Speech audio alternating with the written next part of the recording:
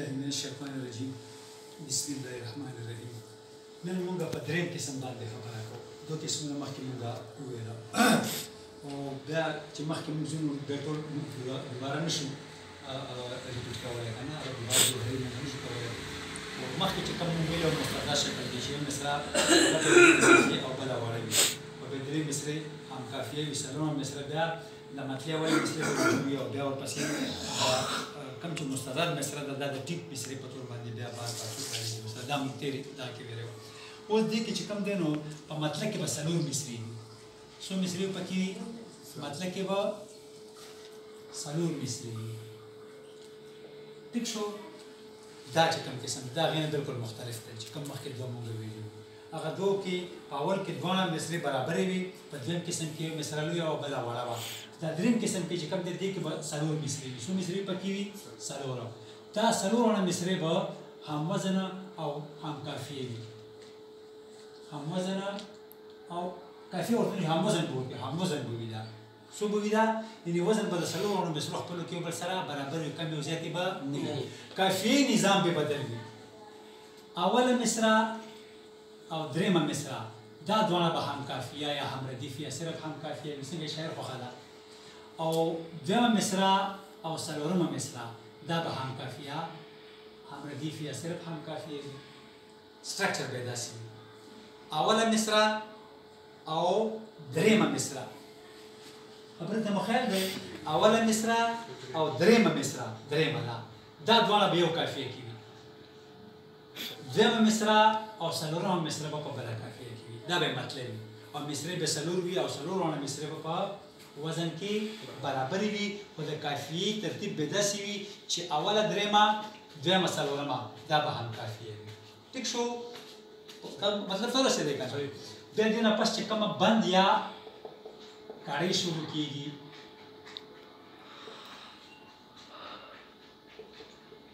نو په دې کې دا لین زما مراد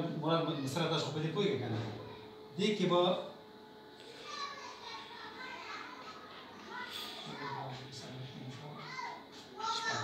شپږ مصرې چې کومې دي اوله دویمه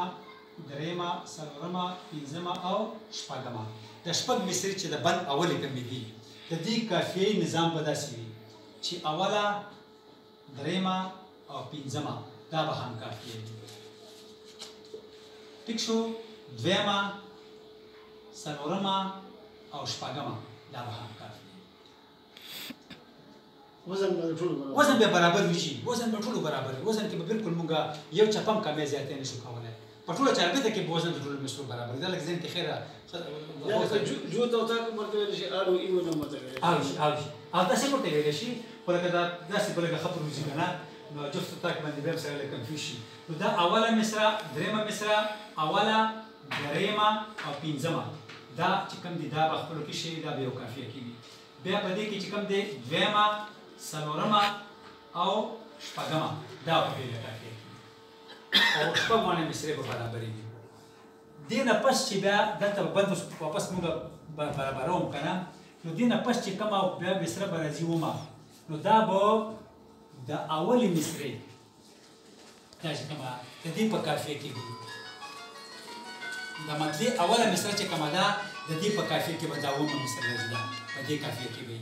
بیا به ورپسې عمده مصره دې پسې واپس تکراریږي په طور اتمه ورته یې څه ورته یې که نه او نهمه مصره به د دویمې مصرې په کافیه کې وي او بیا به دې پسې نهمه پسې به بیا واپس دویمه مصره تکراریږي تاسو مثال درکوم کنفیوز کېږئ مه دې پسې به دا تکراریږي مطلب خو پوه شوې که نه اوله مصره درېمه مصره دویمه مصره او څلورمه مصره دا هم کافیه دي بند ته راغلو بند هم شروع کو بند کې چې لومبۍ کمې شپږ مصرې دي نو دې د کافیې ترتیب به داسې وي دا کافیه هر یو ته لګولی شي د دې دا به کافیه کې بېلې وي اوله درېمه او پنځمه چې کوم تاک دغه راځي پکې دا به په یو کافیه کې وي دویمه څلورمه او شپږمه دا به بېله کافیه کې وي دې پورې مونږ راغلو اوس چې کوم دی مونږ بند راغونډو تړو بند مکملو نو هغې دپاره طریقه دا ده چې دا اومه مصره چې کوم په دې شپږو نه پس مونږ کوم مصره وړو نو دا مصره په قافیه کې اول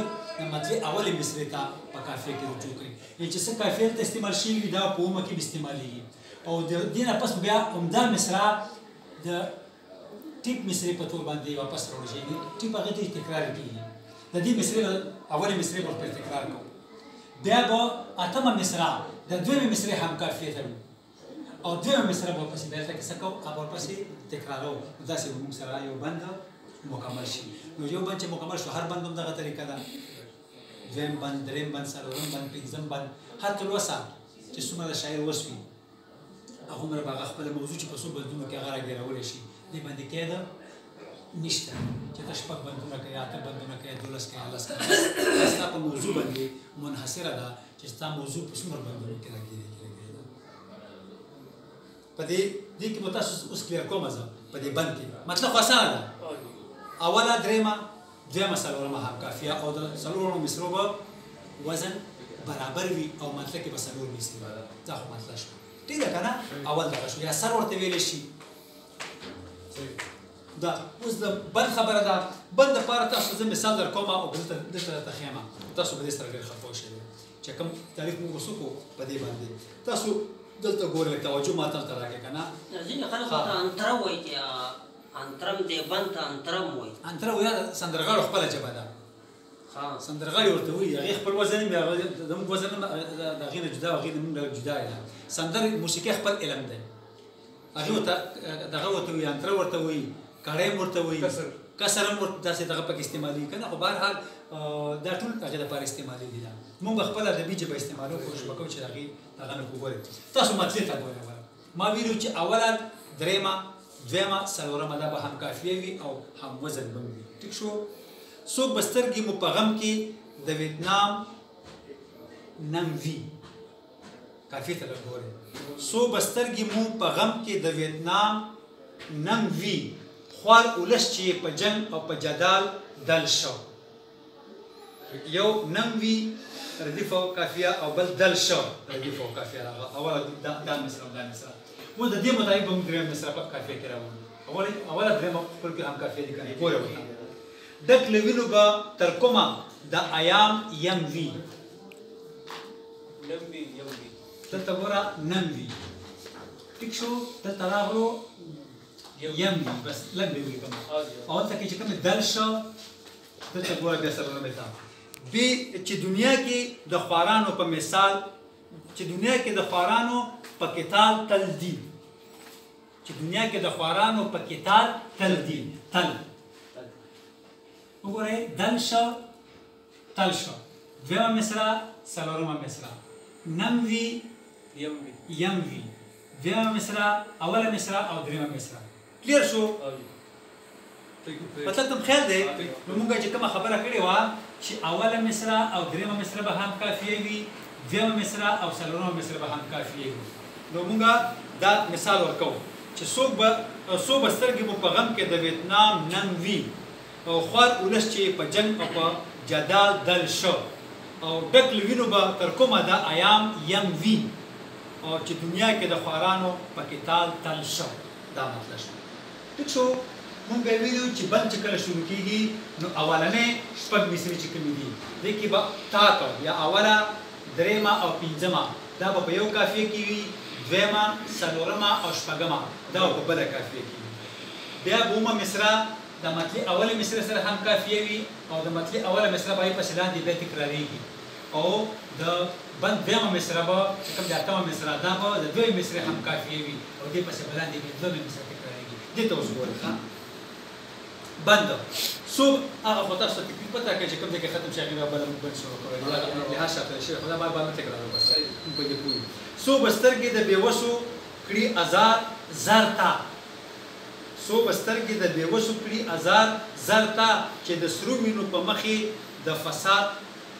صد دی چې د سرو وینو په مخې د فساد صد دی او آخر رسو به د ګټې د کوهسار سر ته درېیمه مصره ده اوله سره قافیه ده هلته زر ته هلته کوهسار سر ته ټیک شو او که به یو ځل پرېوتو باندې مشاد شد دی ګوره دویمه مصره کې فساد صد دی او شاد شد دی ټیک شو بیا پنځمه مصرع په دې څه چې مو څه وخت وکړلو وار ورتا دا بیا دویمه او درېیمه مصرع چې کوم د پوښ کافیه کې د پنځمه مصرع ده او اوس مو ښه ترهګیر کړی دی برباد بد دی شد دی بد دی دا پنځمه اوله درېیمه او پنځمه په کومه کافیه کې راغله زرته سرته ورته او دویمه او څلورمه او شپږمه دا په کومه کافیه کې راغله صد دی شد دی بد دی ټیک شو بیا ما تاسو ته ویلي وو چې دې نه پسه چې کله موږ بند سره غونډه وو نو چې کومه مصرع به بله موږ تړون دا وه دلته نه ما کرښه مبتدا په اولې مصرع په کافیه کې وي اوس ګورئ ورته که ژوندی وي پس له دې به یې سرسام سم وي نم وي چې ژوندی وي که ژوندی وي پس له دې به یې سرسام سم وي څوک به سترګې مو په غم کې د ویتنام نم وي څوک به سترګې مو په غم کې د ویتنام نم وي اوله مصرع ورپسې بیا تکرار شوه او دا پاس مصرع اول نه چې کوم تکرارېږي هغې نه هغې په کافیه کې راغله ټیک شو بیا اتمه مصرع دا به دوی مصرع هم کافیې وي ګورئ ورته چې زمونږ په کابو کې هر شغال غل شه چې زمونږ په کابو کې هر شغال غل شه خوار ولس چې په جنګ او په جدال دل شه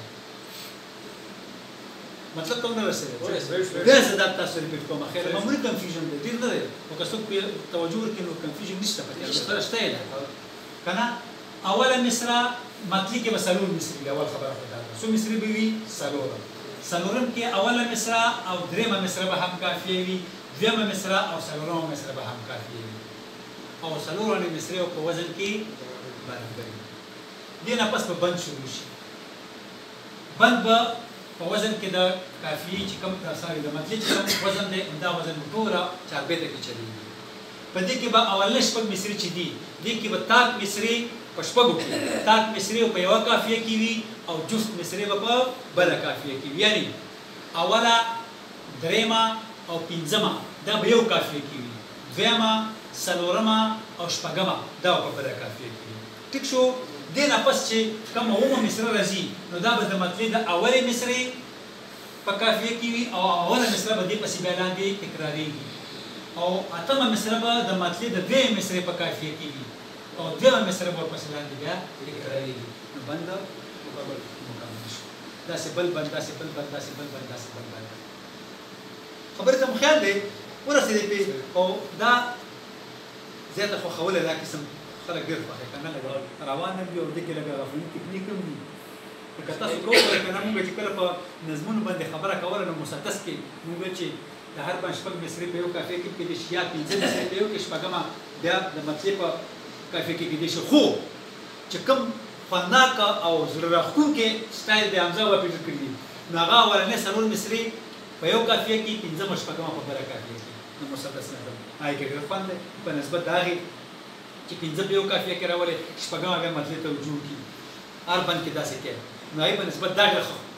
دغه کې راښکون پکې وي چې څلور مصرع نو دغه رنګ دې کې هم دا کمال شته چې دا مصرع کافیه بدلېږي او بیا بل سره دغه کېږي دا ډېر خوند کوي پکې نو بهترین دغه چې کوم دی پوه شي قسمونه کې دا یو قسم دی تاسو ځین کیسه سوال تاسو کولی شئ